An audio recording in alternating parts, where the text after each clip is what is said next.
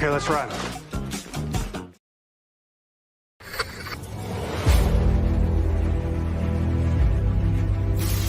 Your mission, should you choose to accept it.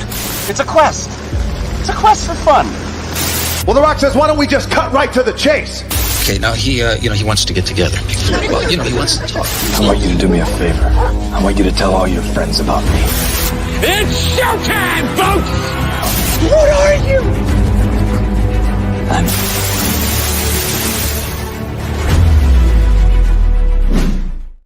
Happy New Year. This is, and I quote, the weekly show where we introduce you to some of the best creators from all over the world, and we find out more about them by taking your questions.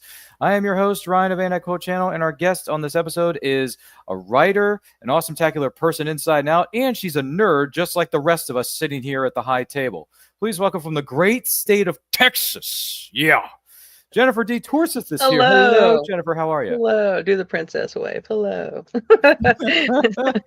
Oh, goodness gracious. It's great to have you here, Jennifer. It's also great to have you here who may be watching or listening to this program right now. So do not forget to like and share with your closest friends if you're watching us live or what is known as a replay. Thank you so much for doing so. Now, if you have any questions for the guest of honor / the queen, as she likes to call herself, Jennifer, queen this, queen that, all hail. We're not worthy. We're not worthy. You're Oh my goodness. worthy. Get up. Anyway, so that's a movie line that I don't know if Jennifer's heard or not, but let us know your questions in the comments or the chat. Love to hear those as they come in respectively. With that piece of business over and done with, Jennifer, what would you say were some of your favorite books or writers growing up as a youngling? Oh, books or writers, books, Nancy Drew, Babysitter's Club, and I was a pervert from the get-go when I was reading my grandma's Daniel Steele's. I was hiding in the back room, reading those spicy things. So, yeah. It's all about, yeah. That's something I never thought I would hear in the history of this program. And we've been doing this show for nearly 6 years now, which is insanity times a billion.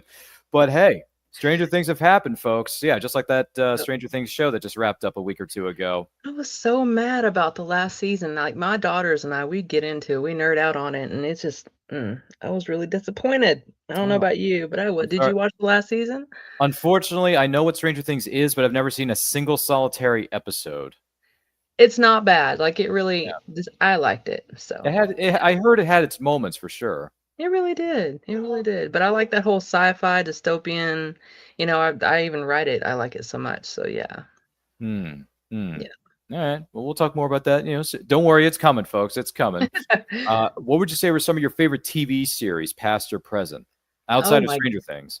I mean, obviously, The Office, Schitt's Creek, Brooklyn Nine-Nine. That's a funny one. I don't know if you guys ever watched that. Yep. That's a good one. Parks and Rec sometimes. Yep. My husband and I will do NCIS or Bones if we need a little change of pace. Like I said, Stranger Things, Supernatural, because I write paranormal. So I love that. I eat that up. So 15 seasons that went on for, which is ridiculous beyond measure. Yep, and we're actually rewatching it because we're nerds. So that's our night. We have our nighttime because we're old. We do what dinner. You talking about, girl? You're only 25. Get over yourself. Well, I love that number, but yeah. No, it's okay. I'm sorry. We're just we always we always say this to anybody who's in our studios. We make them feel better about themselves, and we say, hey, none of us in the studio look a day over 25, folks. Don't worry about it. That's great. Thank you. I like that. Yeah, it's fine. Age is just a number, honestly. It is. It really is. Yeah. People, and this is funny too, and I'm willing to admit this because I've admitted this on a few shows, maybe inside or outside of the studio. I can still watch episodes, not all of them, of course, but certain episodes of Mighty Morphin Power Rangers and still go back to that time when I was 6 years old and joined it for the first time. All right. I remember the theme song, the suits, the Zords, the power weapons, the Red Rangers, the Blue Rangers, the Yellow, et cetera, et cetera, et cetera. Yep. Nostalgia, man, it hits you. And when it hits you, it's very, nostalgia very, very good to me. Very, very good to me. Fox Kids back in the 90s, Jennifer, very, very good to me. So, I got no problem with it. So outside of TV series, what would you say are some of your favorite movies, past or present? Oh, so I was born in 1980, so it was The Labyrinth, The Princess Bride, Goonies, Star Wars, big Star Wars in my house, big time. Like Christmas movies is Home Alone, Die Hard.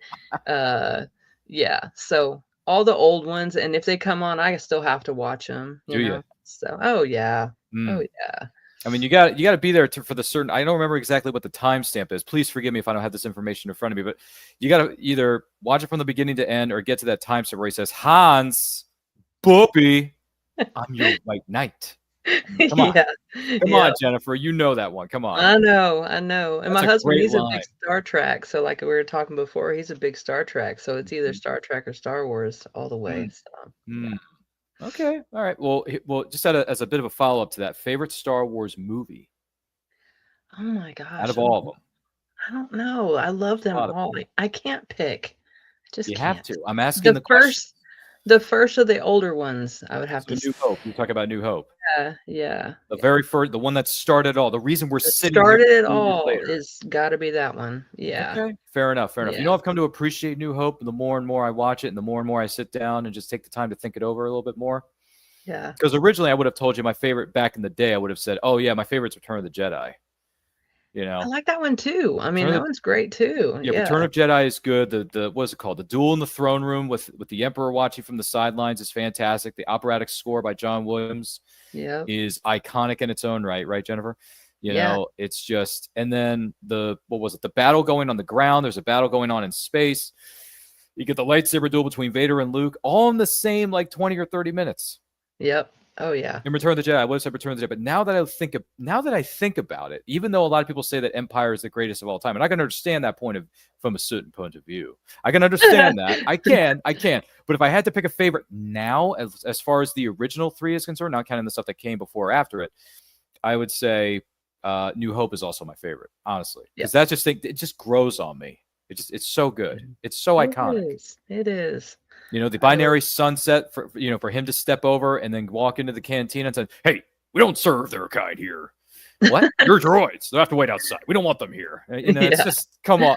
And then Obi-Wan Kenobi comes in and says, "Now let me get you something." Luke gets thrown to the side, pulls out his saber, cuts off a dude's arm, cuts another guy in half. And the bar's just cool with it because they're used to seeing it every day. Close his saber down, and then I'm all right. There's Chewbacca here. He's first mate on a ship that might suit us. You know. Oh, I just want to watch it now. Thanks a lot. You're welcome. You're welcome. I mean, listen. We're going to be sitting here, and for those of you who are curious about our programming here at Anti-Quote Channel, we do this thing called Movie Watch Along. Now, what that means is you're watching us watch a movie that turns a certain age, depending on what year it is, when it came out, and all that kind of jazz. And we invite you to watch that same movie along with us, and we give out timestamps every couple of minutes. We've done all the originals, the original trilogy of Star Wars. We've done a 10th anniversary just last year for Force Awakens. We're about to do one later this year for the 10th anniversary of Rogue One. What? You know, yes, Rogue One turns 10 this year. I'm sorry to say, not to make you feel any younger than you already are, Jennifer, but it's true. Right.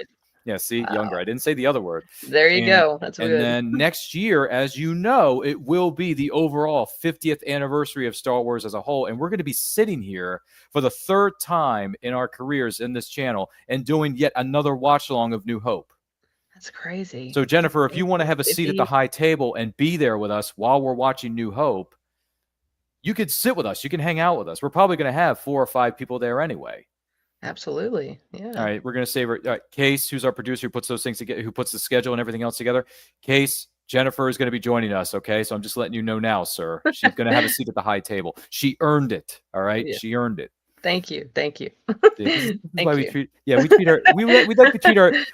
our guests royally around here. We also like to treat you to a wonderful episode of Anti-Quote, which I'm sure you who are watching and listening to this right now are enjoying. Do not forget to like and share. Don't forget to, if you're watching us live on the replay, thank you so much for doing that. If you have any questions for the queen known as Jennifer, let us know. I'm sorry. I have to keep calling her this because it was in my contract. Let us know. It was in your contract to call me. I'm sorry. Not to pull a 1981 here on you, Jennifer. Hair flip here. Hold on. Hair flip. There it is. Listen, Jennifer, I don't know. I'm making this up as I go. I know. Just messing with you. There's a reference. Anyway, with that being said, when did you start writing? Oh my gosh, I was a kid. I had a rough childhood, so instead of being normal, playing and doing all the things, I was writing stories about adventures and princesses, and it actually wasn't really it was just people, having adventures that's outside of doing normal stuff, and they were always paranormal because I'm a paranormal nerd. I like the witches and lichens and vampires and all the things. So been doing it since I was a kid. I just didn't try to start publishing until I was an adult, And I decided, this is what I want to do. This is what I love. And it's either poop or get off the pot. So I got off the pot and I started doing it. Well, if we put a business together, we could really bust them. We could really bust some heads in a spiritual sense, of course. Yeah, with those, so professional. I'm so professional. Yeah. Yeah, and also we're ready to believe you. Anyway, Yeah. with that, there's an '84 reference for you. I know. Yeah. It's funny. When I was a kid, that movie scared the bejesus out of me. When I think about it now, there's still one or two elements of it that are a bit scary, but outside of it, it's just hilarious. It is. Ghostbusters really is hilarious. Like, you cannot stop laughing. Honestly, the first true. 45 minutes, because I did a rewatch of this a little while ago, Jennifer, truth be told, I couldn't stop laughing. Really? It was so good. I'm like, I could not fathom how funny this is from beginning to end. From when they, the first case in the library with the library ghost, to putting the business together, then the montage of them going on all these different missions to take down all these different ghosts. No job is too big, no fee is too big. We're open 24 hours a day, 7 days a week, and I'm just thinking to myself, oh Lord, this place is great. When can we move in? You got to try this pole. I'm going to get my stuff. Oh my goodness. I didn't even think about it that way. That's so awesome. Yeah. Gosh, so many things. That was such a great one though. I made my kids watch it and they're like, this is okay, Mom, but I like the new Ghostbusters. Oh man, really? I'm like, you're fired. You're not on the cool list anymore. You're Nothing fired. beats the original, kids. Come on. No, that's where it all started. But it kind of reminds me of something, Jennifer. We never really ran a successful test of this equipment yet. I blame myself. So do I. Well, there's no sense in worrying about it now. Why worry? Each one of us is wearing a nuclear accelerator on his back. Oh my gosh. Oh my gosh. So I've seen this movie one too many times. That's my biggest problem. What isn't my problem is this. What would you say are some of the biggest rewards about being a writer? I get to do what I love. I get to make up all these really cool characters that are doing all these neat things. And I love it. I enjoy it. I look forward to it. And whenever I do finally finish the book, I get sad because it's like an old friend, saying goodbye to an old friend. So, yeah. And for many years, I worked full time, 50, 60 hours a week in HR, which is a stressful job. And finally, I decided, do I want to do the book thing or I want to keep killing myself in my 9 to 5? And I decided I want to do the book thing. So, and I'm so glad I did because it's wonderful. Yeah. Well, sometimes all we have to do is take a look. It's in a book. Yeah. See what I did there? Yes, you did. Yeah. Yes, you did. You're such a movie buff. That's great. I've been this way since I was 3. I have no regrets. And I had the pleasure of meeting Reading Rainbow himself, LeVar Burton, and I talked to him about this. I said, LeVar, my favorite episode of Reading Rainbow was the one where you are riding a train. Because my dad raised me on going to train museums and having train gardens at our house. I think so, yeah. We had train displays around our Christmas tree every holiday season. Yeah. My favorite episode is the one where you have the story. And if you don't mind, LeVar, because I said this to him, I said, LeVar, I have this book here. And I've had this book ever since I was probably 6, 7 years old, whatever it was. And it was the one that was featured on that same episode featuring the trains. And it's called Kate Shelley and the Midnight Express. And I showed him the book, and it had a Reading Rainbow book insignia on the front of the book. And I said, LeVar, I would love for you to sign this. Absolutely. He said, absolutely, I would. So he opens up the book, turns it to one of the first pages. I think it was the title page, Jennifer, if I remember correctly. He wrote, "To Ryan, peace and blessings, LeVar Burton." That's so cool. Wow, that's so cool. That was one of my I've had a lot of interactions with celebrities over the years because I've been going to conventions. Full disclosure, I've been going for 13 years straight. And Comic-Con, very, very good to me. So when I met LeVar and I told him how much that episode meant to me, he says, "Oh yeah, I was on the California Starlight. I remember that. Yeah, we rode up and down the coast. It was an overnight thing. It was real quick." I was like, "Wait a minute, you remember that? That episode aired like 35 years ago." He's like, No, I remember it. We're on the California Starlight. I rode the train. I came back. We did. I'm like, this guy has a memory from an episode that aired 30 plus years ago. How is that even possible? He's so cool. smart. He is a G. I mean, LeVar Burton is the man. So yes, he remembered all the details of the very episode that I spoke of, Jennifer. It's insane. That is so cool. That is just so cool. What a neat experience. Yeah. And the good news is, if you want to see this, Jennifer, I can send you the link to the full episode of Reading Rainbow that features the book that I own in my collection that was featured in that episode. I would. I've been watching your anti-quote, so Oh, yeah. thank you. Yeah, Yeah, in the words of our absolutely. good friend Jimmy My Bond. husband and I, yeah. Oh, have you both been enjoying it? We have really been enjoying it, so it's been pretty good, yeah. Hmm. So, yeah. All right, we just got an endorsement from a New York Times best-selling writer, Jennifer D. Torseth, everybody. Well, Uh, thank you. yeah, Hair flip you're right. again. Yeah, the hair flip again. Hold on, give me a second. My daughter does it all the time. She's like, "Hair flip, mom." I'm like, "Oh my god." So that's where I get Uh, it from. that's where you get it from. Kids these days. My goodness Yeah. gracious. In the words of our good friend Yoda, truly wonderful the mind of a child is. Oh my gosh, yes. It But is. it's true It is. though, It is. they're Mm. little adults now, just about 15 and 18. They're right there. So, Wow, and teenagehood. they're very fun. Like, yeah. Mm, So it's pretty cool. mm. Now, let me ask you, because this was the catchphrase that was used on the television series that I remember watching as a kid. Are they just teenagers, or are they teenagers with attitude? They're actually real cool kids. We here in Texas, we have a lot of shootings, and so my kids got pulled out of public school, and I put them in online public school, Hmm. and for their safety because it scared the crap out of me, especially after COVID. And so, yeah, I really got to know because when you're so busy and your life's going, you don't really get to spend that time with them when they get bigger. But I really got Yeah. to really get to know them again, and it's been really cool. And they're really cool kids. I'm like, someone did a good job here because these are some cool kids. And got to watch all the good movies with me and the old nostalgic movies. Like, yeah. So I'm really thankful that I get to have that time with them because, yeah, it goes by so fast. So, It very much yeah. does. It very much It does. Well, does. kudos to you for spending. I mean, and not that people don't do this already, but yes, please spend as much time as you can with Spend your time with family, your kids. because Yeah. once that time is gone, it's gone. Excellent. Uh, For reals. you, well, flip side of the coin, though, biggest challenges about being a writer. Oh gosh, it's the social media, the promotion. That is stressful. So stressful because you can't start your promoting after the book is out. No, you got to start months before. And it's every day. You have to be every day. You got to be funny too. You can't be boring. People are just gonna, and it's basically everything you do is on social media. So if they don't enjoy it, they're gonna swipe, and then you're not gonna be able to get your stuff out. So, and just recently, I published in 2023. I just recently found someone to kind of help me out with that with promotion and stuff. So I'm still at it, and I'm on my fourth book, going on my fifth. So absolutely, definitely, the marketing and the promotion is the hardest part. So Yep, we're small fish in a very big pond.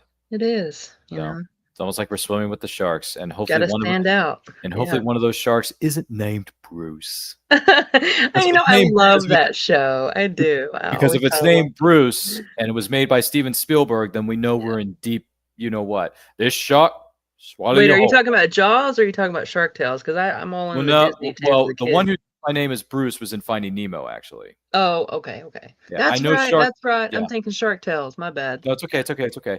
But no, no, no. The one who says my name is Bruce, Oh, that's so. and that was Friends are fish, not that's food. right. Yeah. That's right. And that was a poke at. That was a bit of a nudge to Spielberg because Spielberg named the shark in Jaws Bruce. That's right. Yep. That's why I So, was thinking Jaws. Yeah. no, Jaws is great too, though. Oh my God, I love and Jaws. The and that first movie one. and that one just turned 50 last year. Yeah, I know. And I'm Not to trying to make you think of feel the.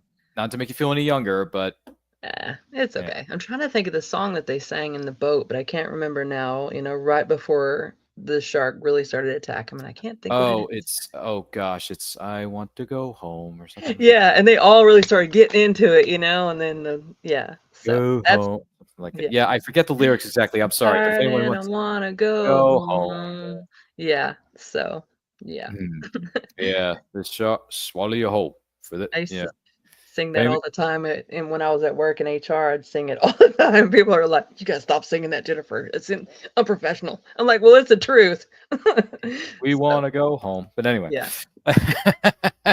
Oh goodness gracious. Yeah, and Jaws is iconic for so many different reasons. But it that's is. certainly true. But for someone for those of you who are interested in becoming an aspiring writer, what advice would you give them, Jennifer?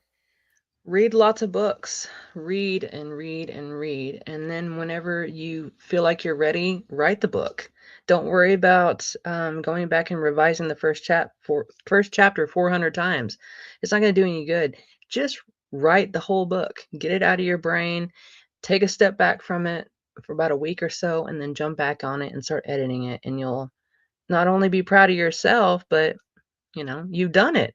Now it's just the fun part, revising and getting it ready so you can actually send it to a professional editor. That's what I do. I send it to some professional. So yeah. So write the book. That's my advice. All right, I got you. Just do it. Yeah, Just pull do a it. pull a Nike to a certain extent, I guess. I don't know.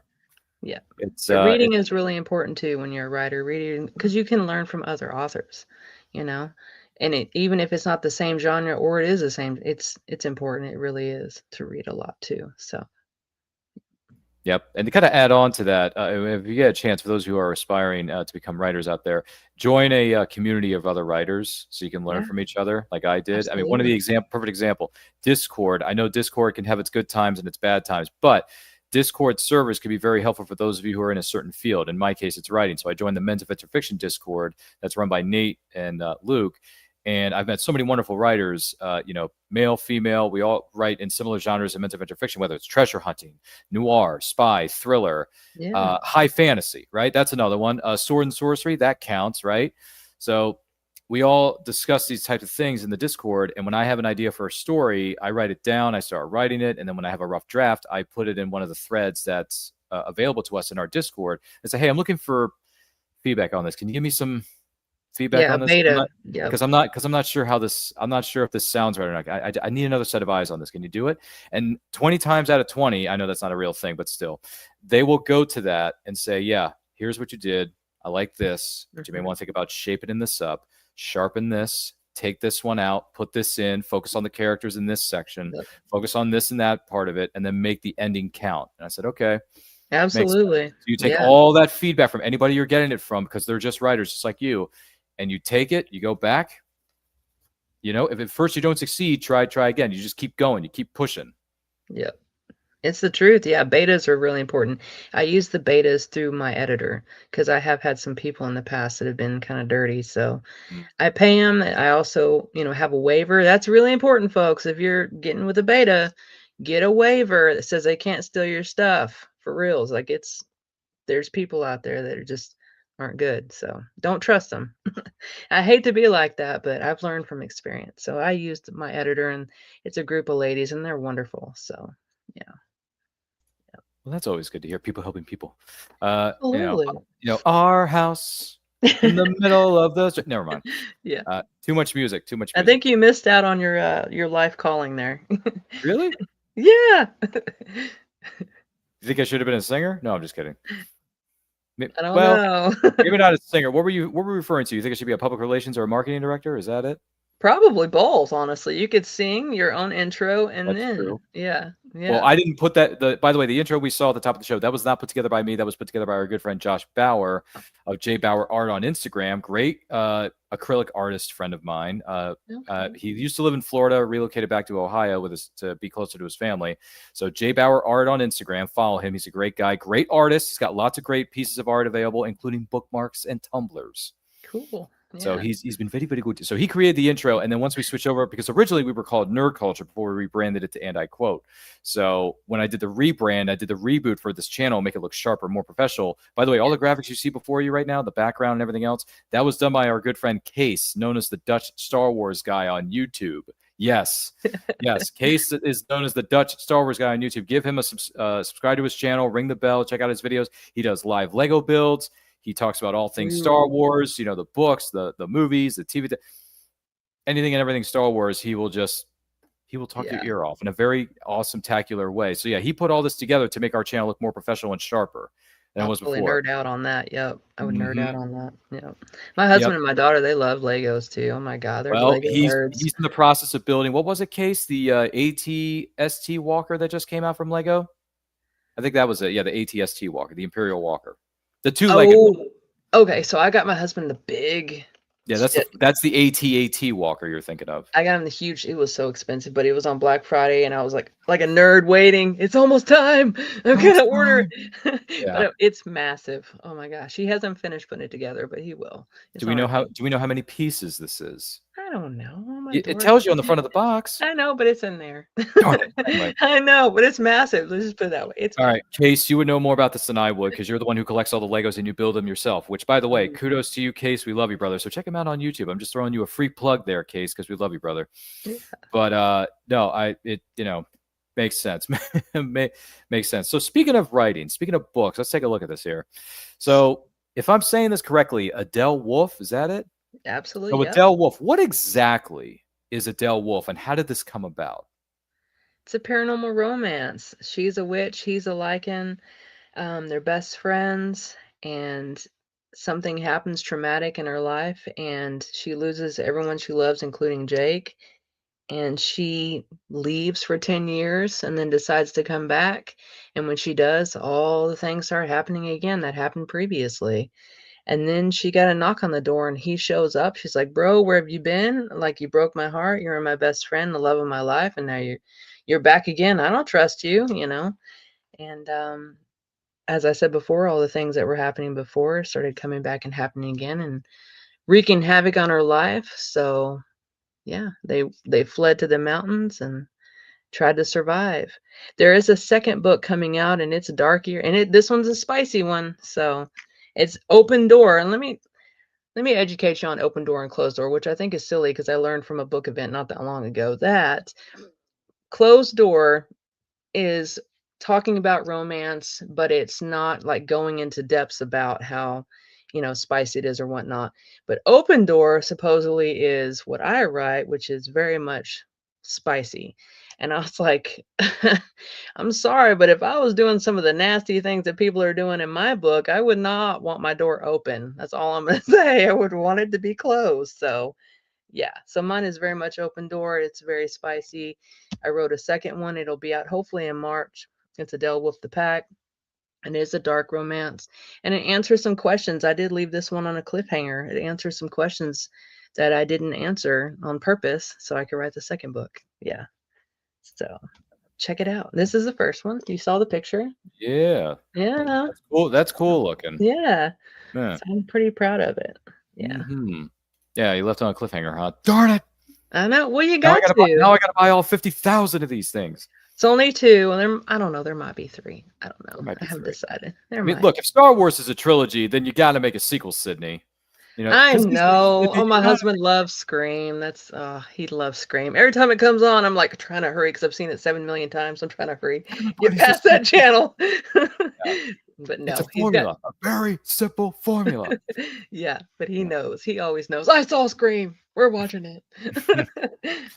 Hello, Sydney. Anyway, I met the voice actor of Ghostface, Robert Jackson. I met him at a Comic-Con. I said, "Hey, man, your voice as Ghostface is it's pretty good. It's really creepy, but it's really good." Yeah.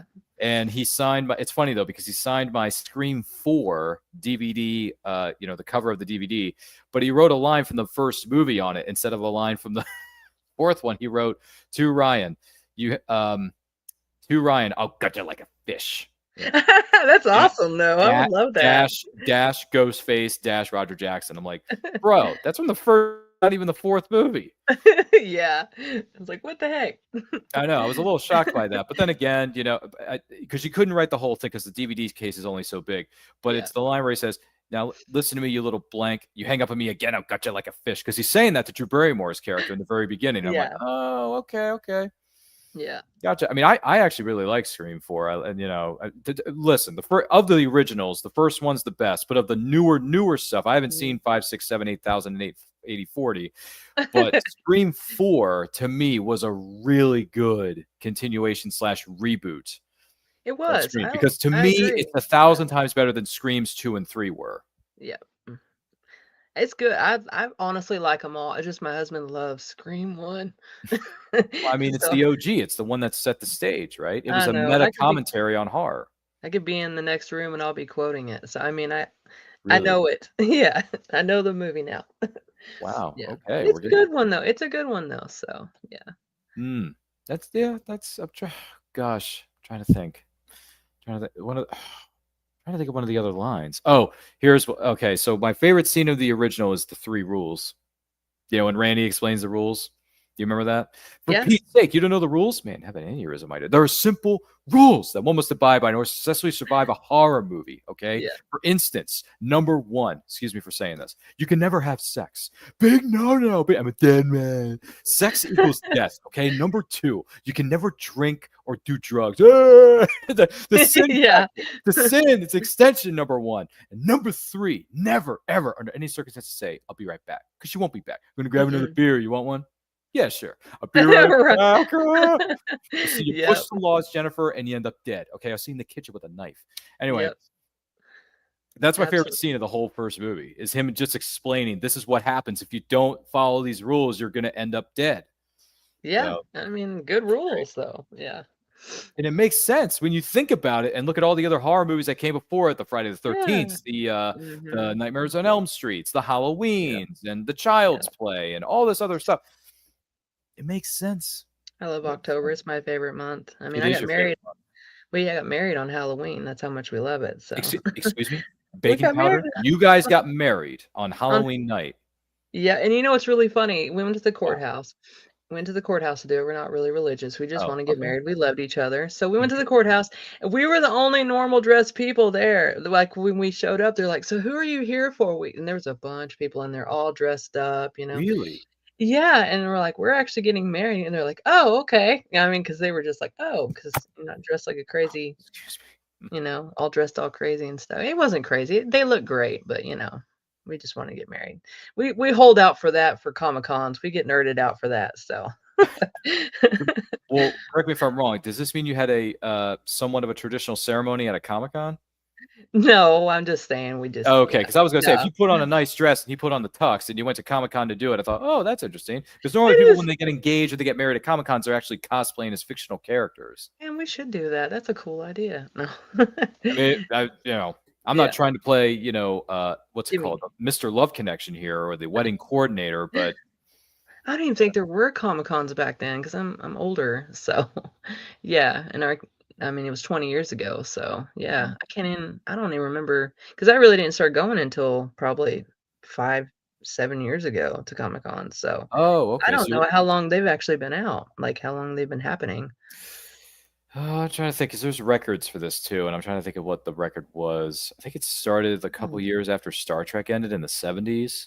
Oh, so it's been, oh, I guess that's true. You're right. Yeah, after Star Yep. Trek was canceled in '69, I think it was, and then a year or two later, someone put together a convention in California, if I'm not, or it was in New York. It might have been New York. I can't. It's one of the Say two New major York. cities. I apologize, I forget. But if anyone else knows about it, let us know in the comments. Because the fact that you're watching and enjoying this great episode of And I Quote with the Queen of Honor, Jennifer T. Torseth, we appreciate it all the same. Do not forget to like and share if you're watching this live or what is known as a replay. Thank you for doing so. Queen of So Paranormal. Let's say that. 'Cause yeah, I like paranormal. or Yeah. Queen of the Paranormal. I'm There sorry. you Yes, go. yes, There you yes. go. I'll give her a new title and design a brand new T-shirt for this. Yeah. So the Yeah, next time she's here, she's going to be sporting that T-shirt that we made for her. absolutely. You- I would too. As they say, merchandising, where the Oh real my money from the gosh. movie is made. Yeah. That's how they make Yep. money, I guess. I'm not really sure. But do you have any special memories for you that stand out from being at book signings or Comic Cons, whether you're there as a vendor or there as an attendee? Stand out. I've just had some really fun people come and chat with me that wore really great costumes. Me going personally, I also had really great time. Like I would always do the paranormal aspect, so I would be like a witch or something like that.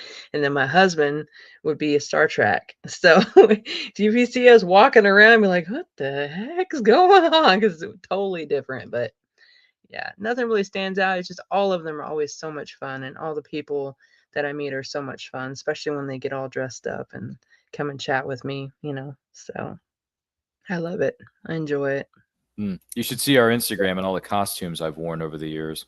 Yeah, Yeah, absolutely. and speaking of the 80s, I've gone as your favorite 80s characters. I've gone as, hey, lady, you call him Dr. Jones. I've gone as Oh, really? I've gone, the very first cosplay I ever did was Indiana Jones. That was the very first one I ever did. And I actually got recognized in that costume by Ki Kwan, who played Short Round in Temple of Doom. He saw me from across the hall, and he's like, Dr. Jones, Dr. Jones. Hey, that's great. I was like, wait a minute, what's going on here? Who's calling? Yeah. And then he calls me over. I walk over to him, like, yeah, man, it's the first time I'm wearing this. He's like, oh, you look great. You look like Dr. Jones. This is fantastic. So Yeah. Ki Kwan is a really nice guy. He really, really is. And Short Round He was in is Goonies too. hilarious. Yeah. Yeah. Short Round's a good character, and he's one of the brighter spots of Temple of Doom. So I love Temple Doom. That's my absolute favorite. When that's it's your on, out of the original is. 3, that is your favorite. It really is. I love Temple Doom. It's because they got to eat all the crazy stuff, and Willie know, Scott's like, yeah. My she doesn't daughter want any leaves the part of room it. immediately because she hates bugs. So she's like, "I'm out. See ya." He hates everything. Yeah. I broke a nail. Yeah. All right, Well, Dr. it's just Jones, hold on to your bugs. potatoes. For her, it's just bugs. She just like freaks out. She just can't handle bugs. There's creepy crawlers. There's critters everywhere. That's why they call it the jungle, sweetheart. Right. But it's the best one. That's why I keep telling her it's the best one. If you could just get through the bugs, it's so cool. But whatever. I think if I remember correctly, you may be the first, if not the second person in the history of this program to say, "Oh yeah, Temple of Doom is my favorite of the 3." I'm like, what? Because 9 times out of 10, I'm used to people saying either Raiders or Last Crusade. That's my husband. Yep, Raiders of the Ark is definitely his. So I get that. See, here's my opinion. Cool. Well, here's my opinion on this. I saw Indiana Jones out of order when I was growing up, Jennifer. So I saw Last Crusade first. Okay. Then I saw Raiders, and then I saw Temple of Doom. So this is how I feel about it. Last Crusade is always going to be my favorite, but in terms of which one is the best, it's hard to argue against Raiders of the Lost Ark. It is. Yeah. I mean, it's a good one. Really hard to argue. It's very, very hard because that and Last Crusade are so close. Yeah. So they always will say, whenever you pinpoint something as being your favorite, it's that emotion and how you felt too. So maybe it's that the emotion and how you felt when you were watching the movie. Maybe it was something hanging out with your parents or your grandparents, whatever it could have been. And that's why you also because I mean, it's okay that you don't like the coolest one that I like, but that's what I always tell my husband. Well, here's the funny thing. The first time I saw Temple of Doom, I didn't really care much for it, but then when I watched it a few more times afterwards, a couple years, sometime later, it actually grew on me. I'm like, you know what? This movie is not as bad as people make it out to be. I mean, yeah, Willie Scott's annoying, there's no doubt, but the last 45 minutes is just straight up action, and it's fantastic. So it is. It may be a very dark and disturbing and messed up movie, and it was made during a dark period in both Stephen and George's life when they were both going through divorces at that point. But Temple of Doom is still an Indiana Jones movie at its core, so it still works. It's just not as it may not be quite as good as Raiders of the Last Crusade, but to me, Indiana Jones is a trilogy, not just 2 movies. Yeah, that's true. Yeah. So it is a trilogy. So you can watch Raiders, you can watch Temple of Doom, you can watch Last Crusade, you can enjoy all 3 of them for different reasons. Just like I enjoy Last Crusade more so than the others, and then Jennifer likes, for some odd reason, we like Temple of Doom more so than Raiders LC, but that's fine. You know why? Because tolerable. Anyway. Gosh, that movie Last Crusade is so good. Those people are trying to kill us. I know, Dad. It's a new experience. And coming from somebody who played James Bond in the 60s, he says, it's a new experience for me. Happens to me all the time. Yeah. Come on. Oh my gosh. That's so awesome. good. I keep thinking of Goonies when he kept saying booby trap. What? Booby trap. Booty trap. Booty trap. That's what it was. Booty trap. But the first thing he said is booty traps. I'm like, ooh, this is sounding a bit spicy for a kid's movie. Right. But he just mispronounced it accidentally. That was his intent. So it's like, I'm sending booty traps. You mean booby traps? That's what I said. Booby traps. Yeah. Come on, Jennifer. Come on. I'm sorry. I'll stop. No, it's good. It's good. It's a great line. I mean, it's a funny line to get taken out of context. So it is. It works. Who is an author, living or dead, you would love to have a sit-down conversation with, and why? Honestly, I really like more the newer romance for Rebecca Yarros. I really liked her Fourth Wing series. It was really cool, and she kind of stepped out of the norm with her character building. I really enjoyed Violet, or who she called Violence, on there. I wish I could sit and chat with her. That would be cool. And then honestly, probably Stephen King, because he's the one that really started me on reading, really getting into reading. Because like I said, I was really doing horror and stuff like that when I was a teenager. So I know he's kind of different, 2 different worlds, but so what, Stephen King's pretty cool to me too. So yeah. I can dig it. Favorite Stephen King book to movie adaptation? Book to movie. Yeah, book to movie adaptation of a Stephen King novel. I really like Cujo, but the book's different than the movie. Isn't Honestly. it all the time of Hollywood? I mean, yeah. So, but Cujo was the one that scared the living crap out of me as a movie. So, even as a book, I'd read it at night like a doofus and get, nightmares. So, and I really liked it. And I can't think his short story, but I don't think any movies out of that one. I think it was Skeleton Crew. I really like the short stories on that one too. I don't know if you ever read it by Stephen King. No, I think that's the one where he had the scary monkey in it. And oh, is that what it was? Okay. I think so. But that one also freaked me out. But I liked it. Short story. This is going to shock you and the person who's watching listeners right now. I know exactly who Stephen King is. I've seen several book to movie adaptations. I actually watched the TV series. It was a miniseries. It was called Nightmares and Dreamscapes, from the stories of Stephen King, that was on TNT back in the day. All right. I watched that, but I've never physically read any of his novels. And I have a friend of ours, Lou Tambone, who said, "Oh yeah, I love Stephen King." I was like, "Okay, well, if someone is new to Stephen King, where does a person start?" And he says, "No, go to the very beginning of his career. Read the first 5 or 6. Christine and Carrie and Misery, and read The Dark Tower, read The Gunslinger, Dark Tower, read The Stand, read some of that." And I went online, I went on social media, and I looked at his bibliography. I looked at all the books. I said, okay, this is what he wrote here, here, and there. And I looked at the page numbers, and I'm thinking to myself, these are thick ass, but what the heck was this guy doing? Because all these are like 600 or 700 pages. I'm like, listen, my attention span can only go so far, Jennifer. So you know what I did? I compromised, and I went with one of the books that my friend Lou suggested to me, and I went on the list. I said, I'm going to get The Gunslinger. Oh, yeah. Because I like Westerns. I like gunslinging. Gunslinging is just a badass word in general.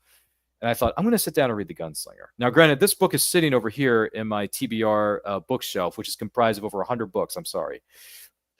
I haven't read it yet, but I have every intention. I didn't read that one either, actually, but I remember reading a little bit, like a blurb or whatever on it. So. A snippet, yeah. Yeah, a snippet, yeah. A snippet, we call it.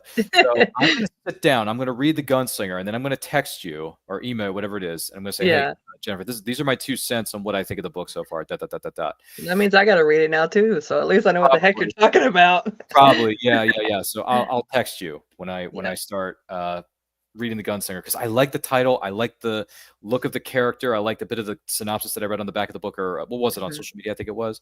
Yeah. So. Yeah. And it's only 250, 270, 275, 280, whatever it is. So I can sit down and read that. That's fine. Yeah. So we'll see where the chips fall where they may. But, that's interesting. That's an interesting thought there. So what is one book that belongs on everyone's bookshelf that is not one of your own? That belongs on everyone's bookshelf? Yes. Probably one book that every single person on this planet has to have on their bookshelf. Which one would it be and why? Oh, The Road, but I can't think what the name of the author is. Was it Cormac McCarthy? Was it? Yeah. Have you ever read that one? It's a small one, or a short one. You should read it. It's so good. Is it the same one called The Road with Viggo Mortensen? So I didn't watch all the movie, but I did read the book. I even got emotional at the end. Like or Hatchet. Hatchet's a good one. I don't know if you've seen that. It's more of a young adult, I guess. I've heard. Oh, wait a minute. Hatchet is. Correct me if I'm wrong. Hatchet is based off the Gary Paulson novel, isn't it? Mm-hmm. Yeah. I have a copy of that right over here on my bookshelf. That's another book. I remember seeing it when I was a kid. I remember my friends were reading it, or maybe 1 or 2 of my friends were reading it. And then the Men's Adventure Fiction Discord that I'm in, one of the founders of that said, "Oh yeah, one of my favorite books growing up and still is this day is Hatchet by Gary Paulson." I said, "Okay." It is. I went to a bookstore and I bought a paperback copy of both that, which is over here on this side of the studio, and then I bought a copy of another one. I remember seeing the movie for this, the book movie adaptation, but I haven't read the original source material, which in this case is My Side of the Mountain, written by Gene Craighead George. I don't know if you remember that one or not. No, I don't remember that one. My Side of the Mountain. I'm gonna write it down though, because My Side of the Mountain. Do we have? Let me see if I have a. Let me see. Where is it? Oh yeah, it's over here. Give me 1 second. Let me see. Okay. We're doing a little bit of show and tell. Here it is. Okay, that looks really familiar. I might have thumbed through it, but I don't think I read it. But I wrote it down, so I'm definitely gonna probably buy it, honestly, and read it. There's an example. I got this from a local bookstores. So you, by the way, support your local bookstores, used bookstores, support those fine Absolutely. folks over there. Yeah. This one I got, and it's funny, it's got the Scholastic logo on the bottom. So that brings back some Yeah. memories for me. 'Cause Oh my gosh. do you Yeah.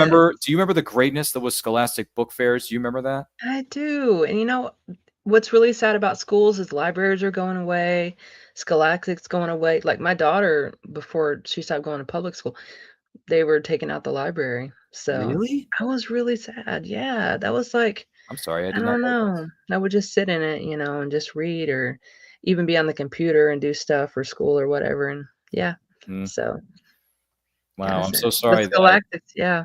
yeah, Scholastic that was where it was at. That's where It it's funny. was. All right, well, so here's the thing. I remember getting the catalog, sitting down, marking down all the books I wanted my parents to buy. And the funny thing is, I hardly read any of the books they bought me. I just wanted them to get them for me because I just wanted them. And the other Right. thing that got me was the covers were so cool looking. Yeah. So I would have my parents buy me the Animorphs book series written by K.A. Mhm. Applegate. I don't know if anyone remembers Mhm. Animorphs. If you're a Oh, 90s I kid like do. me, Yeah. if you're a 90s kid like me, you'll remember Animorphs and those really awesome, tacular looking covers Mhm. that Kay Applegate and her team put together from Scholastic. And the TV series was on Nickelodeon on Saturday nights on Nickelodeon. I kid you not. Saturday nights, 8 o'clock. I was there every single week watching Animorphs. And not only that, early in his career, this is one of the first roles this kid ever had. Sean Ashmore was one of the lead actors on that show. And he would go on to play Bobby Drake, known as Iceman in the X-Men live action movies with Hugh Jackman.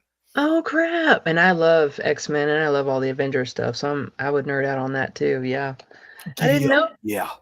Yeah. So, and I had the pleasure of meeting and talking with Sean Ashmore at a Comic-Con. I said, Sean, first of all, your Iceman stuff in X-Men is really solid. Do not get me wrong, but I remembered you best as this character from Animorphs because I remember my family bought me the books. I had a shoebox full of them. I remember watching the show. What was it like working on that show? And he told me how much fun he had, how good the camaraderie was between him and his cast members or his fellow castmates, right? And oh man, he had some really good stories. I said, do you keep in touch with your castmates? Like, you guys still talk to each other every now and then? He's like, I talked to this person, I talked to that person. I haven't been able to get in touch with some of the other folks over the years because we've moved, we've gone to different locations, we've made different projects and all this kind of stuff. But yeah, I keep in touch with some of them. Yeah, sure. And I'm like, that's so cool. I bet he was surprised that you actually had seen that too, because a lot of actors when they do their early stuff, especially when they're young. Oh, he loved the fact that I brought up Animorphs because he doesn't get a chance to talk about it all that much because people are so used to talking to him about X-Men and some of the stuff he's done after that. So and he's done some great stuff. I'm not gonna lie. I mean, Sean Ashmore is a good actor. His twin brother Aaron played his twin brother Aaron Ashmore played Jimmy Olsen on the hit television series Smallville on the CW. Oh my gosh, I didn't even think about that. Oh my gosh, I remember. I didn't watch a lot of Smallville, but I watched a little bit. I know my husband. Smallville is a great woman. We got to show. watch Smallville. Yeah, you and the hubby have to sit your keister down and watch the whole gosh darn thing. I know. Need Jennifer, to. you watch all these different supernatural. Watch Smallville. Watch Smallville. Okay, you can watch Supernatural, but you have to watch Smallville. That'll be our next one, then. I promise. Please, I want to hear your 2 cents. I want you to text me every day after every episode that you've watched and tell me what you think. Yeah, I will. You have to. You have to. Why haven't I had this in my life? It's been so long. So good. It's so good. Yeah. Perfectly honest with you, full disclosure, Smallville is my favorite show of all time. Not saying it's necessarily the greatest of all time. Oh man. But it is my favorite show of all time. You want to know why? Because Superman's my favorite character. He became my favorite character because of that show. And it also got me through a dark period in my life. So thank you, Smallville, because to be perfectly honest with you, Smallville helped me grieve for the loss of a loved one. So I'm sorry. Thank you so much, Smallville, for doing that. And I told the cast members this. I walked up to Tom Welling and Michael Rosenbaum, who portray Clark Kent and Lex Luthor. I said, guys, I waited 18 years for this moment right now. And I want to tell you straight up, your show is my favorite of all time. It got me through a very difficult period in my life. And I became a Superman / Clark Kent fan because of what was being displayed on the show. And I just wanted to come here and say thank you for that. I'm gonna have to watch it. Yeah. And I thanked them for it, and they appreciated that. They signed my season 5 poster that I brought for them to sign. They wrote down the specific quotes that I wanted them to write on the poster, and then they signed my Clark Kent and Lex Luthor Funko Pops. So, Hey, and that's awesome. and we took pictures of all this stuff. You can find it. It's on our social media at And I Quote channel. It's all there. I got a professional photo op between myself and Michael and Tom, and I was wearing my Clark Kent cosplay that day. Yay. I love that. Yeah. And Michael appreciated my cosplay, so I thought that was really nice of him to say. I was like, "Hey, I waited 18 years to wear this. What do you think?" He's like, "Oh yeah, you look good, man." So that's awesome. That's awesome. I love that. please do. Feel free to look it up. It's on our Instagram, Facebook, social media, et cetera, et cetera. And for some odd reason you can't find it, let me know and I'll text it to you, because you and I are I will. we're some potty co here. You know what else is some potty co here? This great episode thus far. And I quote, don't forget to like and share. If you have any questions for us, let us know in the comments. Let us know in the chat, respectively. Here's a question for you. Where do you see indie writing and publishing going the next 5 to 10 years? Think it's continue to grow? Yeah, I'm gonna keep going. I'm gonna keep going until I can't go anymore. I'm gonna get I have a whole world in my brain that's got to come out. Well, it's for the US, not outside of the US, but yeah, of all paranormal that I've already mapped out in my brain a little. I'm more of a pantser, so I should plot more, but a little bit of plotting and word, of what character, what's their name, what are they gonna do, and this, that, and the other, what their paranormal is. And so I'm excited. I know it's gonna be great, or at least I believe it's gonna be great. So yeah, I got lots of plans, lots of writing. Well, it's funny you say that, because I'm also a pantser. Because I just honestly, like, if I have an idea for a story, I write the ideas down in my notebook or notebooks, and then I bring them. Once I'm ready to write and I'm in the mood to write, because you got to be in the right mindset to a certain extent. Yes. To sit down at your computer for hours on end and just punch the keys, for God's sake. Yeah. So when I have an idea for a story and I start writing it, I listen to music while I'm writing, because the music, depending on what genre it is, I listen to genre specific music. And once I'm listening to it, the rest of the story just, when I think of fiction, men's adventure fiction, specifically the genre that I'm used to writing, at least for the moment, something comes out of me. And I just listen to music and something comes out of me and I just start writing. And once the music's going and the vibe's going and the music's cooking, I just write like crazy. And it's fun, because granted, plotting is important, but at the same time, writing by the seat of your pants, as we call it in the terminology of writing, it's called pantser, which is what Jennifer and I are. Yeah. I really don't mind pulling a Raiders and saying, I'm making this up as I go, because the writing, like, once you have an idea, like the basis of the idea, and you have an idea of who the main character is and what their struggle, or what is it, the challenge, right? The challenge they have to overcome. The plot twist. Once you have that idea in your mind and you just start typing away at the keyboard and start listening to music, depending if you prefer to listen to music or you just prefer to do it in solitary, complete quietness, it just starts coming to you. And then once it starts coming to you, just keep writing, just keep pushing, keep going. And then once you're done, which is why we call it a rough draft, put it in your Discord, send it to your betas, and say, hey, I want your opinion on this. Does this make sense? Is this coherent to you? Does the story start from point A and get you to point B, or is there something I need to fill in between? What am I missing here? Yeah, I just got mine back, and my editor's like, it was great. I loved your story, but you need this, this, this, this, this. I'm like, okay. I'm gonna take off this weekend, and then I'll start Monday fresh. Yeah. There you go. So they give you a list of bullet points, I'm assuming. Yeah. But don't let it discourage you. When that happens, don't let it discourage you. Yeah. Take it as, and you're gonna get a lot of negativity as a writer. I've gotten so much and so many mean, hateful, horrible things said to me by agents. Oh, it's okay, publishers. You gotta have a thick skin. So don't let it get to you. Don't give up. Keep pushing yourself. Write the stories, because you love your work. You love the story. Just get it out there and believe in yourself. And I feel like more people could have told me that. I probably would have felt better, because I feel like I'm my hardest critic on myself. And that's my thing this year. My daughter asked me, she goes, "What's your New Year's resolution, Mom?" I'm like, I don't know. I don't know. And I've thought about it. And what it is that I'm going to be kinder to myself, because, be kind to others and be kind to yourself, and just write the story and don't worry about what everybody else thinks. So, yeah.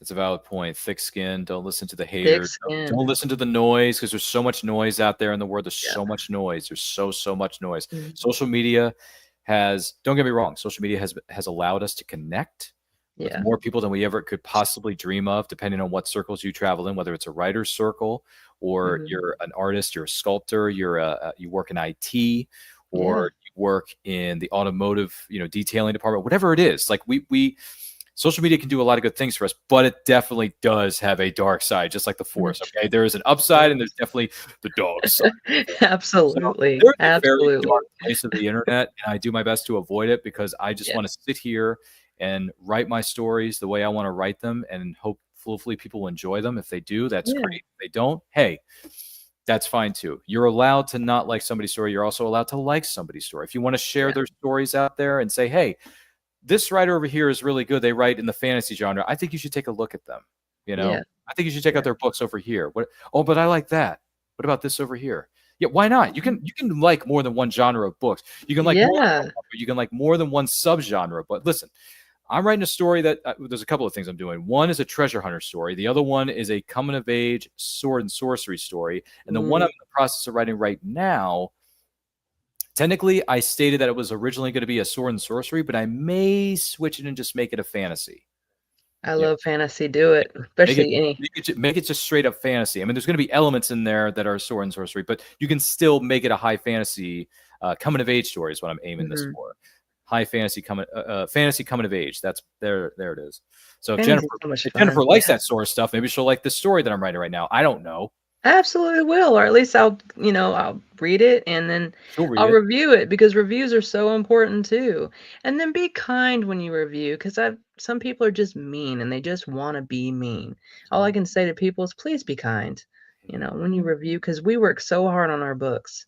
So, we work really hard and we love it. It's our baby. So, yeah, you can just maybe make a couple point or have a couple questions or say a couple things to the author. But whenever some people, I think they just do it just to be mean and say really bad things in reviews. It's just, we don't got no time for that, We don't have no time for this. I get it. I get it. And one of the best things about doing these Torseth programs, such as And I Quote, among others, including the Writer's Showcase, which we're going to be doing at the end of this month. The Writer's Showcase is where we gather a group of 4 writers together of different genres, and I ask them a series of questions, and they answer, and I get 4 different responses to the same question. But I love hearing everyone's response because you never know what you're going to hear. You never know what you're going to get. So Writer's Showcase is going to be dropping on, I believe it's Saturday, January the 31st at 7 o'clock Eastern time. So tune in for that, folks. That's going to be one heck of a show, the Writer's Showcase, because we took a bit of a hiatus for the last few months due to the season. Wanted to give everyone time to spend time with their friends, families, and loved ones. We're coming back, and we already got, who do we have listed here on the docket? We have Hollis Joe McCollum and Trip Ainsworth are going to be joining us for that episode. Okay. And they write in the fantasy genre, if I remember correctly. Yeah, that's right. So, yeah. The fantasy, high fantasy, sword and sorcery genres are going to be making a bit of an impact here in 2026, as well as many other genres, too. I don't want to discount any other genres for that matter. But don't worry, Jennifer. You're invited to have a seat at the table at one of these episodes. I know. I wrote it down. I'm going to put it in my calendar so I can at least hop in there and say howdy, Yeah. I mean, here's another thing for you, too. If you're free on Saturday, the 31st of January, and you don't have any plans, you can have a seat and be one of our panelists. Okay. I don't know. I can't get on my computer, but I can let you know in email. Yeah. That's okay. Remember, I had to take my phone off because it wouldn't. It's okay. Let us know when you can. It's all right. If you can fill the seat, that's great. But if you can't, you can always fill the seat for another episode. It's fine. Well, absolutely would love to, though. But just let me check my schedule. Yeah. Excellent, Smithers. Yeah. Sorry. Yeah, exactly. It's just one of those things. Oh, goodness gracious. So I do want to take this opportunity, if you don't mind, to say thank you so much, Jennifer D. Torseth, for being our guest. For being our guest on this episode of it. It's a tongue twister. It is. It's Norwegian. My husband's Norwegian. So. Oh, so that's why I can't pronounce your last name for the life of me. Blame the husband. No, I'm just kidding. Don't blame him. Yeah. I mean, he only had the cool Batman shirt, so I mean, we don't know. Yeah, he was batting 9,000, but maybe he can bat. I don't know. Your average just kind of went down there, buddy boy. But sorry. No, it's fine. We still like you here. But thank you so much for being our guest on this week's episode, Jennifer. If someone wants to know more about you or purchase a copy of your books, where can they follow you? Everything's on Amazon, so just check out Amazon, or you can go to my newsletter / email, or not email, my website, jenniferdtorseth.com. It's easy. You can check in and click on the link, and I'm right there. Or you can email me, jenniferdtorseth@gmail.com. So I'm always available. And also, I have Adele Wolf. I have the second one coming out next month or the month after. And then I also have the Emergence trilogy, which is Sarah and Sam right now. My last one will be out at the end of the year. And it's a sci-fi dystopian with a little bit of romance, a little bit of spice. So, got some killer alien sludge taking over the world. I love some apocalypse. If you need some apocalypse in your life, check those books out. So Well, thank you so much. Appreciate it, Jennifer. So stick around. We will be talking to you here again shortly. And all the links where you can follow Jennifer and myself are, in fact, located in the description down below. So make sure you check those out and support her and support everybody as best you can. My name is Ryan of And I Quote Channel. Don't forget to like and share this. And you can find me across all forms of social media. Gee whiz. Where am I pointing to? Where is it? There it is. At And I Quote Channel. We're on Facebook. We're on Instagram. We're on TikTok. All the good things. We are on the road to 5,000 subscribers this year. And once we do, we'll have a live stream that will include special giveaways that you, the person who is watching or listening to this episode, are going to be eligible to win. Also, we have merch because the seasons are changing. We got hoodies, we got shirts, we got stickers you can add to your water bottles. We have coffee mugs, pens, pencils, notepads, all kinds of wonderful things.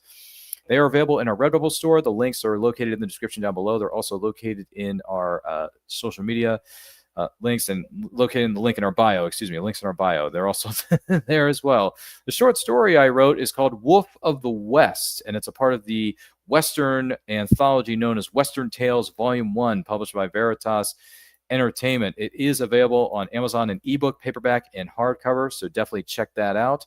When you get a chance, start the new year off right and saddle up with a good anthology featuring 16 different writers and 15 incredible Western stories from Veritas Entertainment. You can find out more about them at veritasent.com. Thank you so much again for joining us for this episode of And I Quote. Do not forget to like, comment, share, subscribe, ring the bell to be notified when the videos go up or they go live. Remember, life is better when supporting indie creators from all over the world. Take a look. Author Cindy Kepp is writing on the edge. Books include Remnant in the Stars, The Loudest Actions, Lines of Succession, Mindstorm,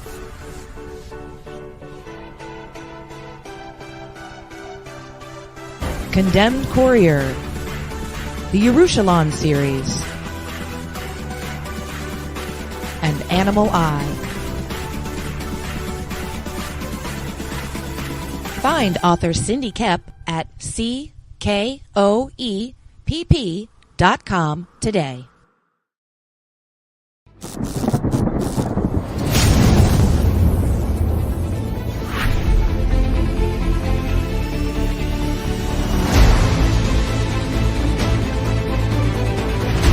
Choose high-flying action. Choose death-defying escapes.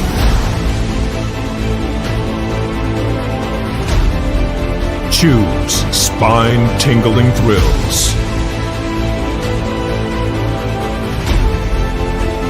Choose nail-biting intrigue. Now's your chance to choose the adventure. The Captain Hawkland Adventures. Available on Amazon.com.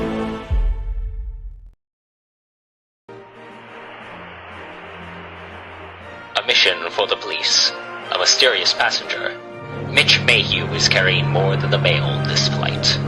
Unwanted Passenger is a roaring, prop-spinning, pulse-pounding historical thriller for fans of aerial stunts, flapper-era intrigue, and reluctant heroes with debts to pay and demons to outrun. Order your copy of Unwanted Passenger today.